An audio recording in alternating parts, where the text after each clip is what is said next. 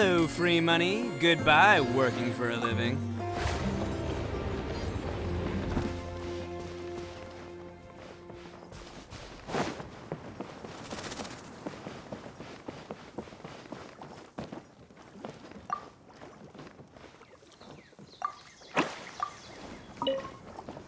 Can't catch me!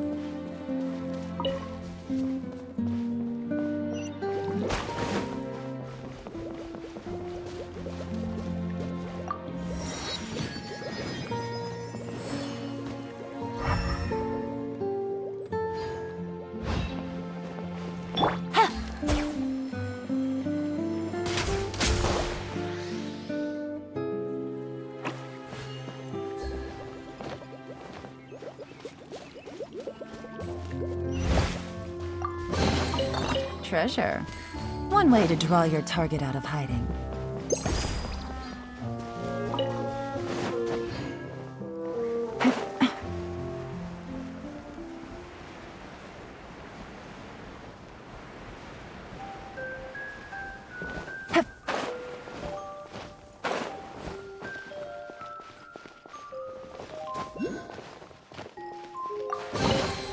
A chest full of valuables. And a trove of potential clues.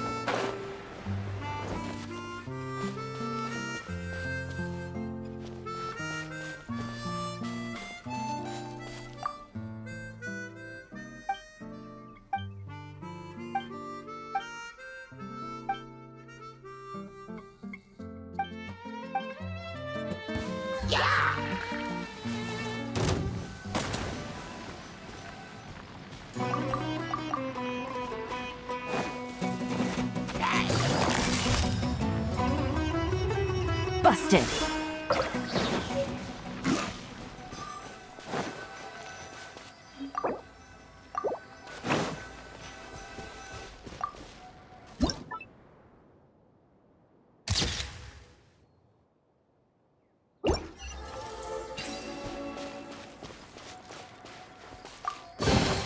A chest full of valuables and a trove of potential clues.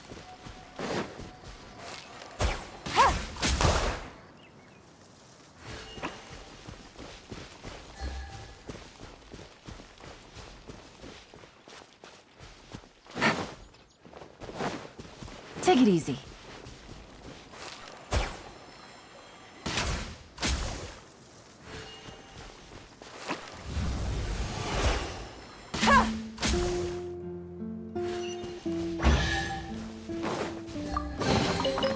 chest full of valuables and a trove of potential clues.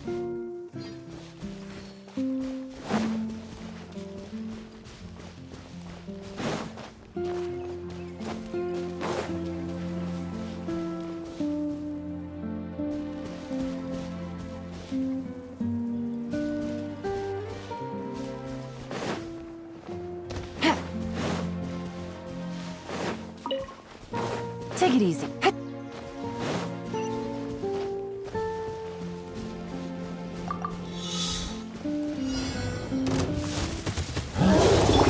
Let's roll! Cha!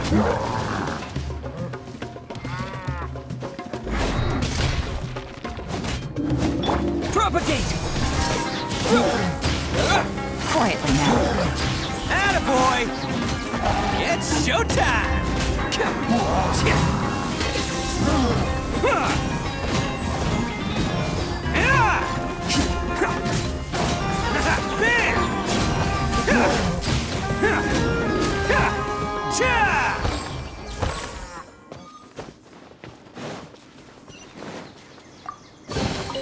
All right, new toys for the boys.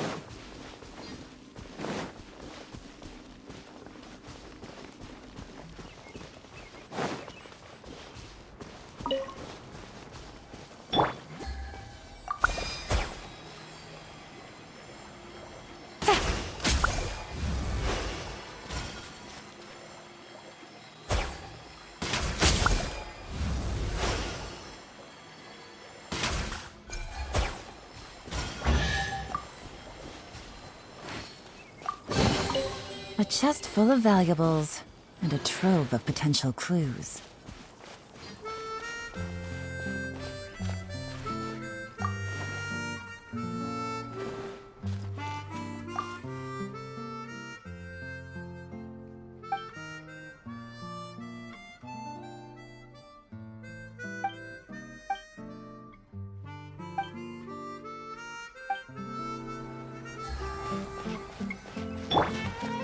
Scatter!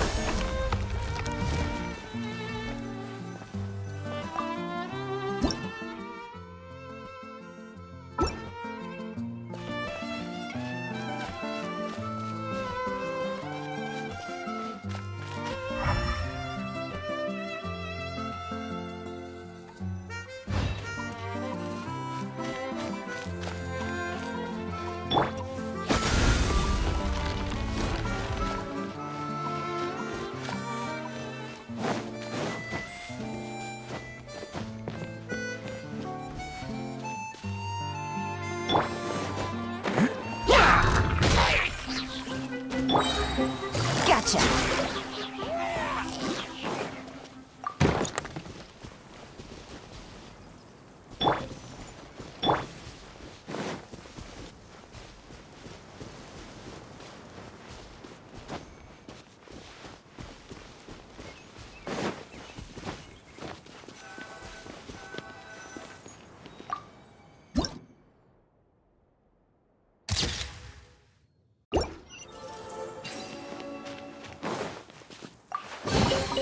Well, what do we have here?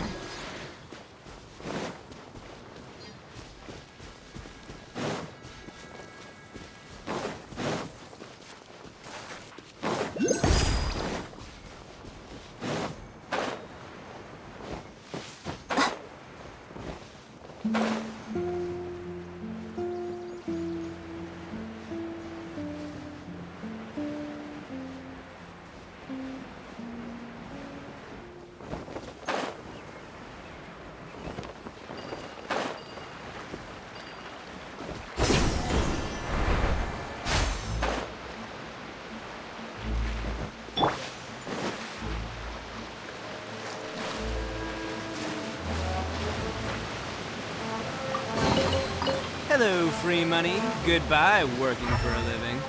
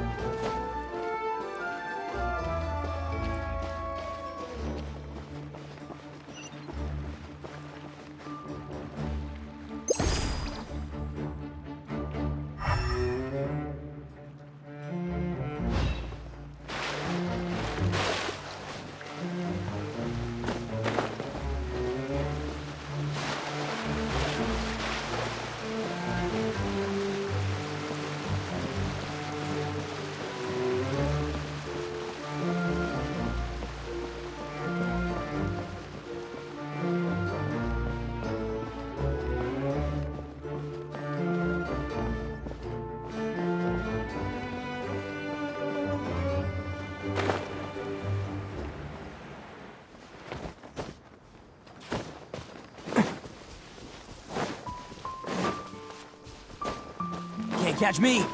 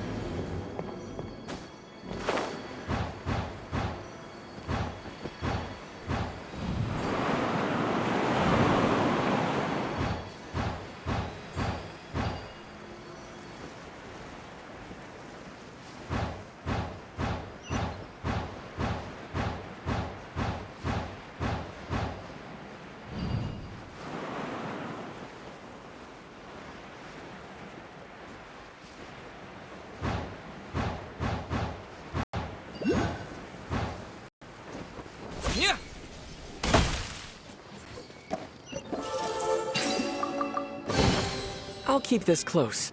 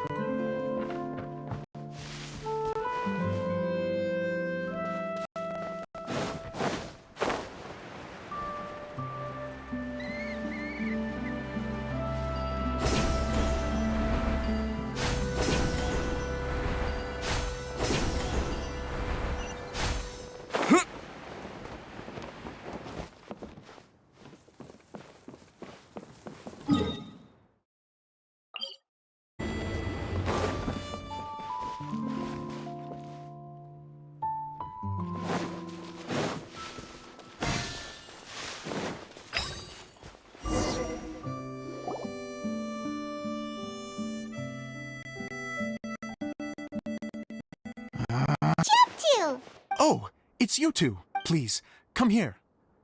Feast your eyes on this stage. So, directors have to design the stage Oh, I'm no ordinary director. Sounds like a lot of work. Adia wouldn't be able to handle that kind of job. Idia has her work cut out for her too, you know.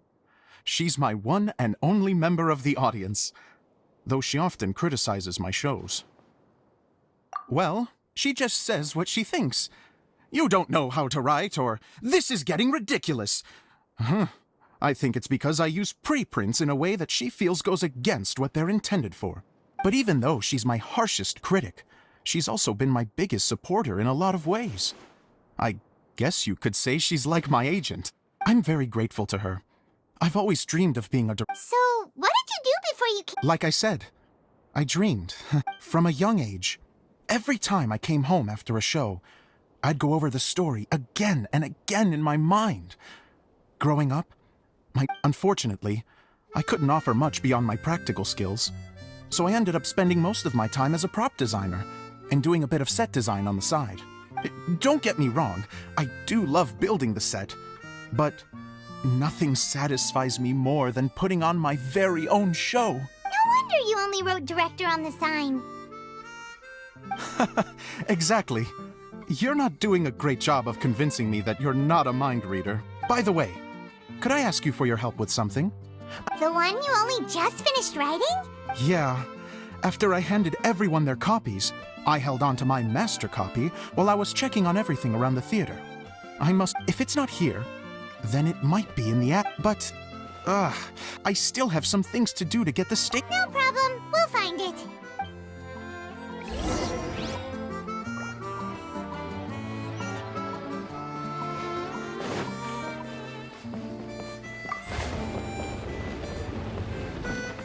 Take it easy.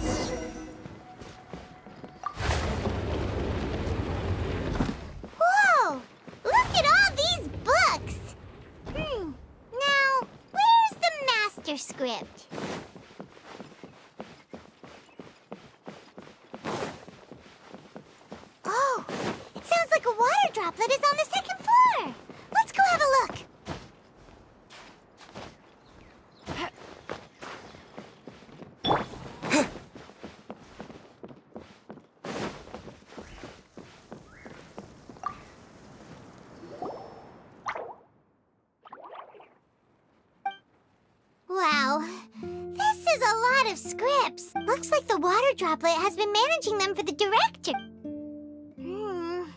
Most of them look like works in progress. Then it should be the one that's finished. Okay, let's look for the thickest one and then check the ending. This is the only script that fits the bill. Plus, it looks pretty new. This must be the master script. Let's go give it to Director Zosimos.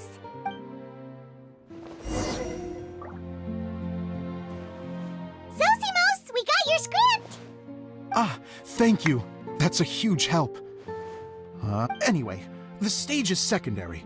The performance is what really matters. You don't sound very confident in what you're... It's true. I realize now that a show is the art of the unknown. Even if you have the same actors performing on the same stage, the performance will be slightly different every time. Those subtle differences are what make it... Okay. One last request. Traveler, you can enter the preprints. The truth is that my sets are composed entirely of preprints. Now, of course, preprints are really meant for making objects to furnish the domain. But Edea said that if this is what I really want to do, she's not going to stand in my way. So that's what you meant earlier. I'd like the Traveler to go into the preprint set and help move props around during the performance. The reason is, Oh, Paimon gets it now. If you're busy directing, moving the props, and operating... yes, even if it really is... Hard to turn a guy down after a speech like that. Thank you.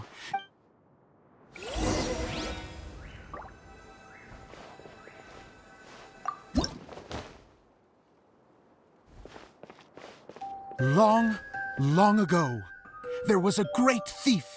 He lived in a land where the light did not shine, where all suffered in the darkness. People call me? Sorry, Kaeya. Directly into the microphone, please. Otherwise your voice'll, you know. Okay. They call me the Dagger Bandit, but no one sees that I rob the rich and give to the poor. Here in the dark, evildoers run rampant in the shadows, while the good, honest folk stumble blindly on, just trying to find a way through.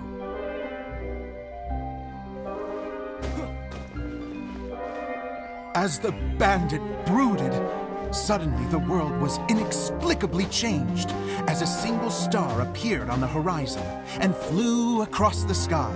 Traveler, stomp on that movement mechanism in front of you.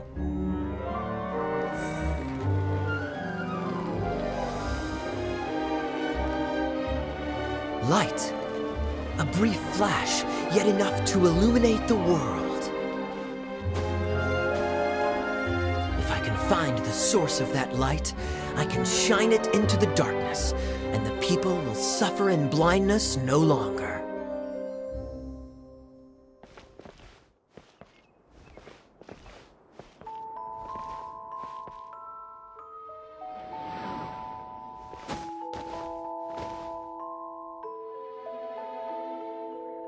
Without a moment to spare, he set off to follow the star's course. All the while, the star kept moving through the sky. Traveler, the star kept moving through the sky.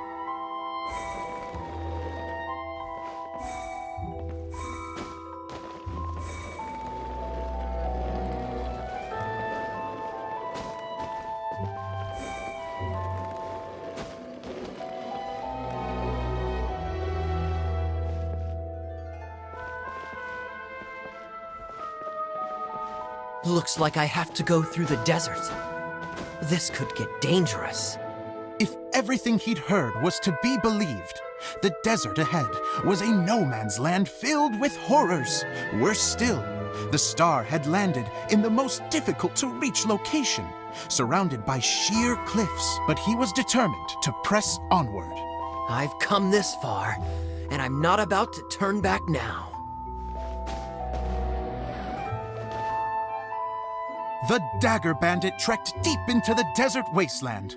Yet when he finally arrived at his destination, he found not a fallen star, but a young girl, dressed in white. How strange. I'm positive this is where the star landed. Young lady, do you know where the light has gone?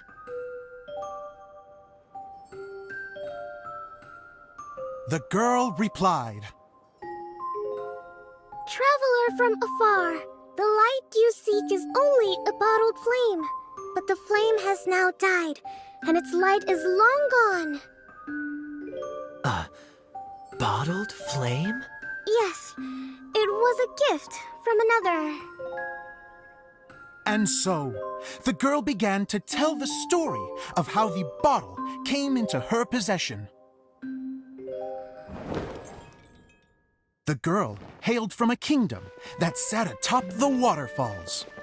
But when the reigning dynasty fell and a new one seized power, she and her people fled for their lives. A thick fog began to fill the air as she made her way through the forest, and dense thickets tried to block her path. There is a mechanism down there that you can press to retract the thicket board below the stage.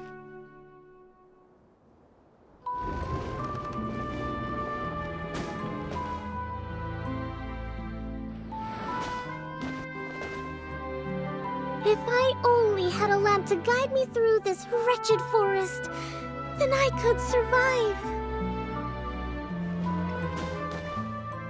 With scratches covering her arms and legs, the girl pressed through the pain and made her way forward. The road ahead was arduous, but she was determined to press onward. I've come this far, and I'm not about to turn back now.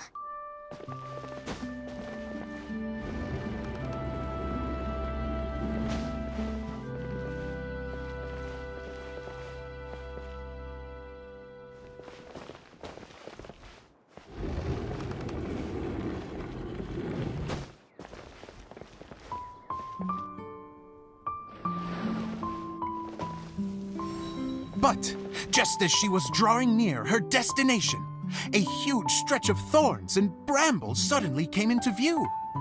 Despair set in and began to weigh on her heart. If only someone could help me, I would give anything in return. The girl's heartfelt wish in her moment of desperation did not go unheard. Wait! There's no mechanism for the final thicket! Ugh, I must have forgotten to check those boards. According to the story, those thickets should be gone from the stage now, right? Yes, total oversight on my part. What a pain. I can help! Traveler, catch!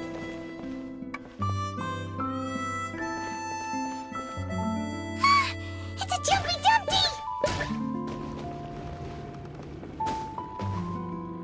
The girl's heartfelt wish did not go unheard, for a Jumpy Dumpty who was passing by helped to clear a path for her. Oh, thank you, Jumpy Dumpty. And so the girl continued her journey deeper into the forest. But what she found there was not a lamp, but a mage glowing with fire. So, just to clarify, it was supposed to be the mage who helped burn a path through the thicket. Save it for the end, man! The mage took pity on the girl and handed her a bottle. Then, the mage began to tell the story of how the bottle came into her possession. The fiery mage had an adventurous spirit and enjoyed taking long journeys. On one such journey, while taking rest in an oasis, she found a beautiful bottle by a crescent-shaped lake. Klee, quick! Get in the light!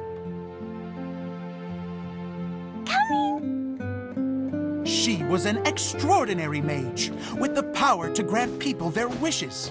She turned the bottle into a thing of equally extraordinary power. But the only place that it could make wishes come true was inside of the bottle. Oh me! Oh my! Look at this wonderful bottle of mine! It could make a fine toy! But better still, a sojourner's home! The fiery mage blew into the bottle, allowing it to grant one single wish outside its glass walls. Oh, am I supposed to blow into it? Wow, it lit up! A flame was kindled within the bottle, and it began to glow a fiery red, just like the mage herself.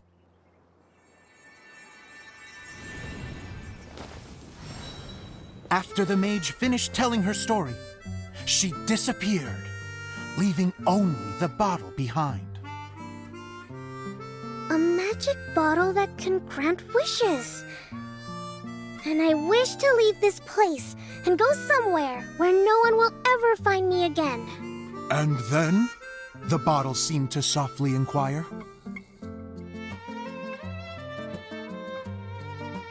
I don't know. The flame in the bottle faded as the girl's single wish was granted, and she found herself in the middle of the desert, far away, where no one could ever find her.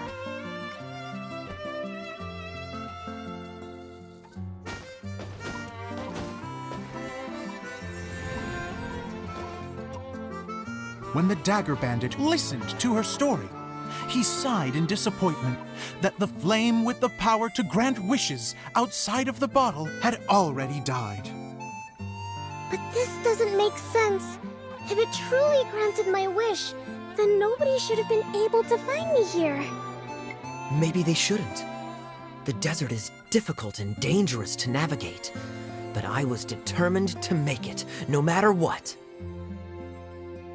Then take this bottle with you for your trouble. It may be able to grant you your wish, though sadly, only within the confines of the bottle itself. All I wish for is light. Honoring the bandit's request, the girl wished for light inside the bottle, and sure enough, it lit up. They found that while the light was only generated within, it could nonetheless shine through the glass and reach anywhere in the outside world. Even though it doesn't burn as brilliantly as the light that shone before, this is still an extraordinary light. What will you do after I take the bottle? I don't know. Well, then maybe you should come back with me. With no reason to refuse, the girl accompanied the dagger bandit back to the land where the light did not shine. They brought light to that place, and the darkness was dispersed, and they lived happily ever after.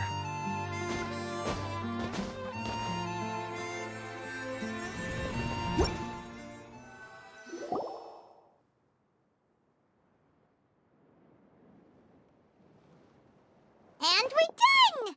Seems the show...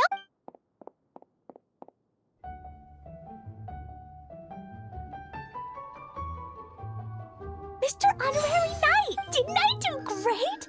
I felt like I really won. Wow, great costume, Klee! As soon as Paimon saw your shadow, she thought straight away, what a cute hat! Klee loves it! Thanks, Mr. Zosimos! Oh, wait, no, I'm... Mr. Director? Huh. No one's ever called me that before. Miss Adia said that she tailored it a little bit so it would fit me. Yeah, that's amazing! And it sounds like Adia did a great job, too!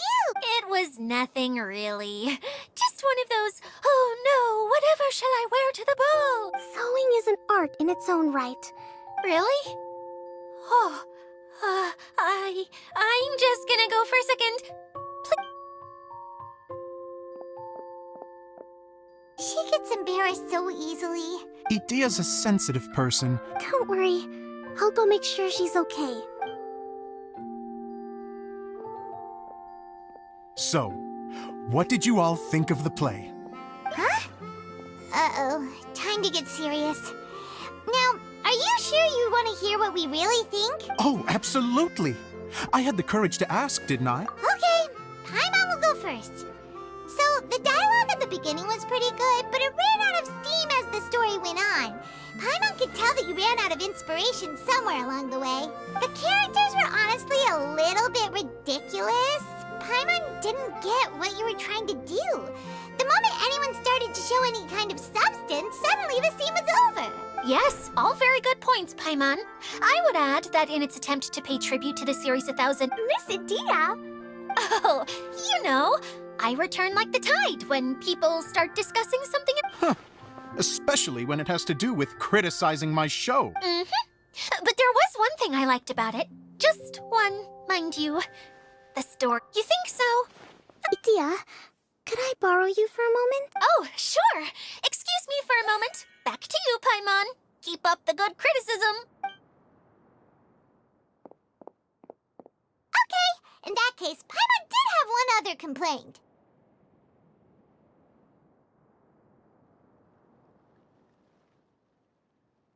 Let's hear it.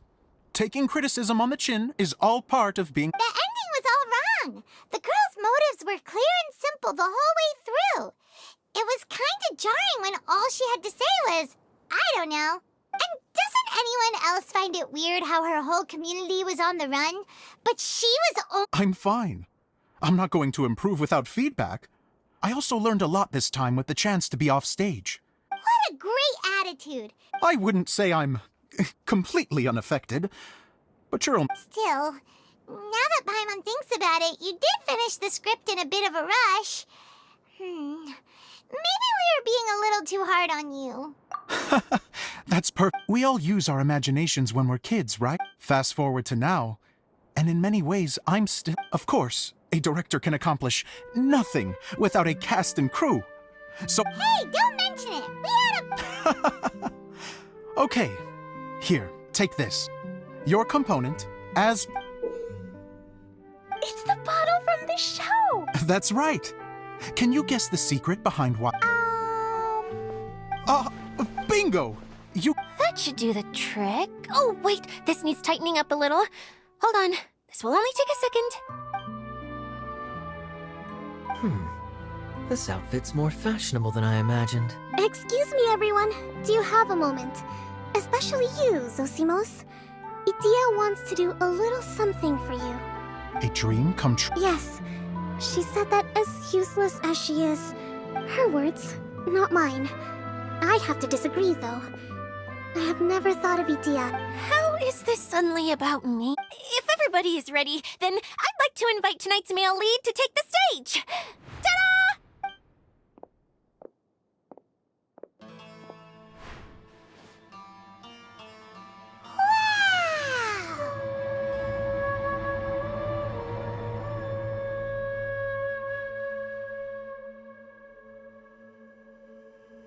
Cool! Kaeya's turned into the real Dagger Bandit!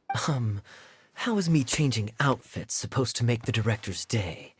It's just a prototype costume. Is he that easy to please? Don't be silly. If I know our director... Well, then I'm happy to oblige. Zosimos drew up countless designs and made a few prototypes before landing on this one. It just needed some tailoring to fit properly. Oh, it's perfect. Oh, I'm so touched. Thank you. How are you doing? Recovered? Oh, I'm good. Oh, please, don't. Can I keep wearing my costume? Please do, by all means. Both of you can keep your costumes. It seems only fair.